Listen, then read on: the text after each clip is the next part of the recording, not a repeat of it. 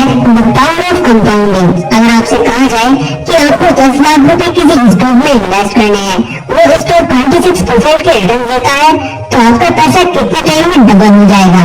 इसके लिए यूज करते हैं द रूल ऑफ 72।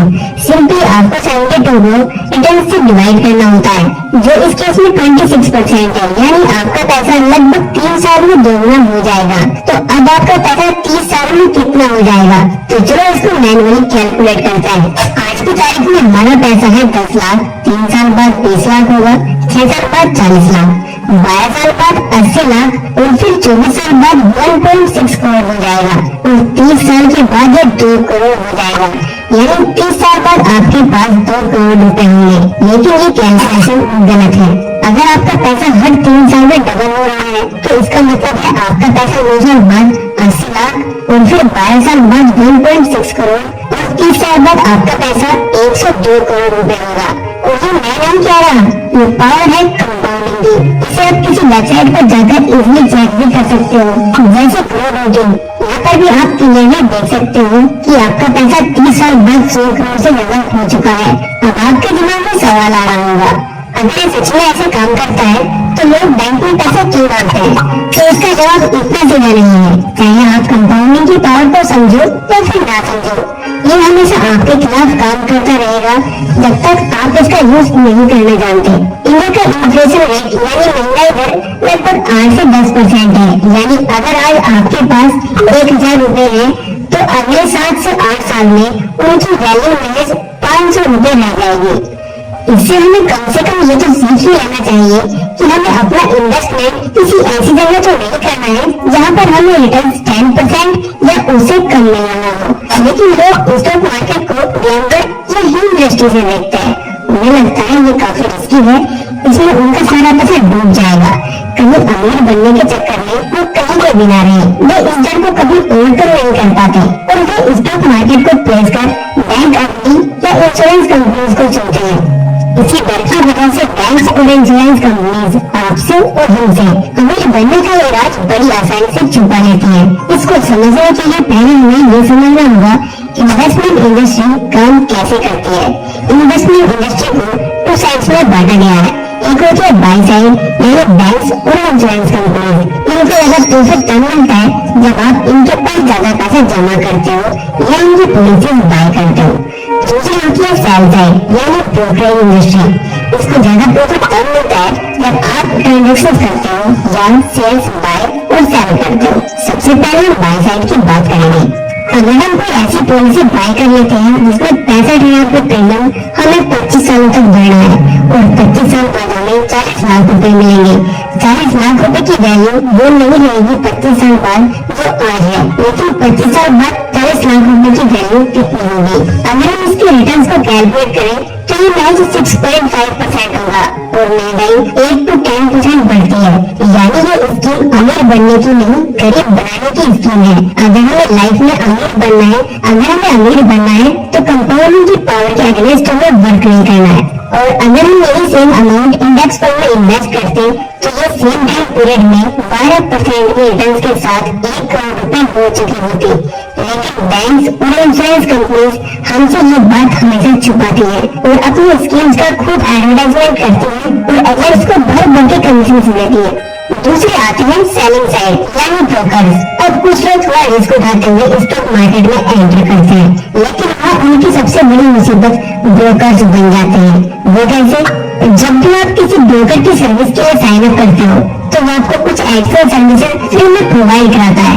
ट्रेडिंग के लिए ट्रेड्स देगा, मार्केट के अप्स एंड डाउन्स प्रोवाइड करेंगे ईमेल्स और वीडियोस के थ्रू। कुछ ब्रोकर तो आपको डेली कॉल्स भी प्रोवाइड करेंगे कि आपको कौन सा स्टॉक बाय करना है, कब सेल करना चाहिए। लोग उन्हें एक्सेप्ट भी कर लेते हैं, लेकिन जब आप किसी भी सक्सेसफुल इन्वेस्टर की हिस्ट्री पढ़ोगे जिन्होंने एक्चुअली में स्टॉक मार्केट से अच्छा पैसा कमाया और उनके इंटरव्यूज को देखोगे तो वे हमेशा long term buy and hold भी रिकमेंड करेंगे। फेमस लाइंस है, stock market is a device to transfer money from the impatience to patience. यानी जो पेशेंसली इन्वेस्ट करेंगे वो पैसा कमाएंगे, जो बार बार बाय और सेल करेंगे वो गवाएंगे। लेकिन अगर सभी ऐसे ही पेशेंसली इन्वेस्ट करने लगेंगे तो ब्रोकर्स का पैसा बनेगा कैसे? इसका सीधा सा मतलब है अगर ब्रोकर आपका पैसा बनने देगा तो वो वो खुद भूखा मरेगा।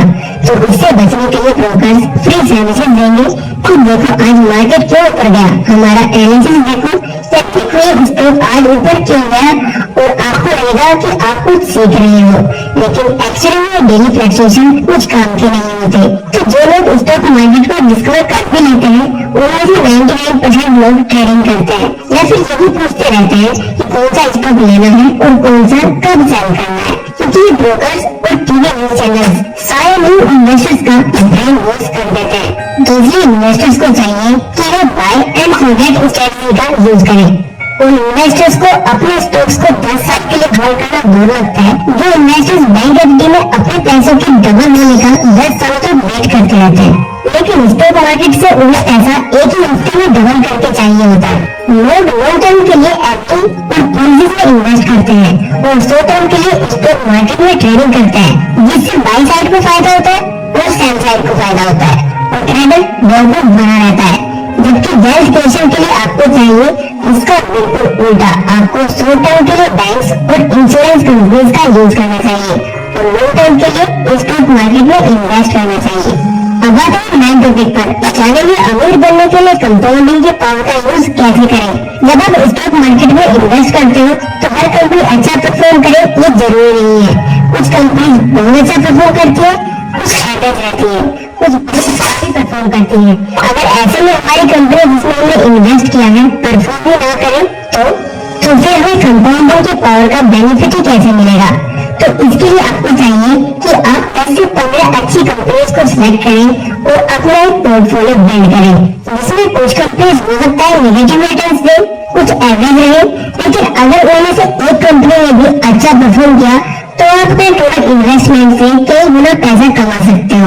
लेकिन अगर आप थोड़ी रिसर्च और कॉमन सेंस यूज करके अपना पोर्टफोलियो बिल्ड करते हो, अगर आपकी 15 कंपनीज में से 12 कंपनीज भी अच्छा परफॉर्म करती है तो आप अपने टोटल इन्वेस्टमेंट को कई सौ गुना बढ़ा सकते हो। राकेश जोहन वाला की वेल्थ का भी बहुत बड़ा हिस्सा लॉन्ग टर्म इन्वेस्टमेंट से ही आता है। फॉर एग्जाम्पल, आपने 2003 में 10 कंपनीज में इन्वेस्ट किया, जिसमें से 9 कंपनीज ने नेगेटिव रिटर्न दिए, लेकिन एक कंपनी टाइटन जिसमें आपने इन्वेस्ट किया था बहुत अच्छा परफॉर्म किया। उस समय टाइटन की एक शेयर की वैल्यू थी 3 रुपीज पर शेयर और आज उसका प्राइस है 3000 रुपीज। यानी आज 20 साल बाद आपका इन्वेस्टमेंट 1000 गुना बढ़ गया होता। अब मान लेते हैं आपकी 9 कंपनीज की इन्वेस्टमेंट वैल्यू 0 रहती है और इस कंपनी की टोटल इन्वेस्टमेंट वैल्यू 10 करोड़ रुपए होती है, तो इस लिहाज से आपके टोटल इन्वेस्टमेंट पर भी ये 12% का रिटर्न मिलता है। इस तरह से भी आपके टोटल इन्वेस्टमेंट का रिटर्न आपके एफडी और इंश्योरेंस पॉलिसीज के रिटर्न से ज्यादा है। अगर आप अच्छी फंडामेंटल वाली कंपनी में इन्वेस्ट करते हो तो वो अच्छा परफॉर्म करती ही है। किसी अच्छी फंडामेंटल वाली कंपनी को कैसे ढूंढा जाता है, इसके लिए आप हमारे चैनल पर दूसरी वीडियोस देख सकते हो। आई होप आपको इन्फॉर्मेशन अच्छी लगी हो। अगर आपको इन्फॉर्मेशन और वीडियो अच्छी लगी है तो वीडियो को लाइक करें। आप इस वीडियो को आउट ऑफ 10 कितना रेट करने वाले हो हमें कमेंट कर बताओ।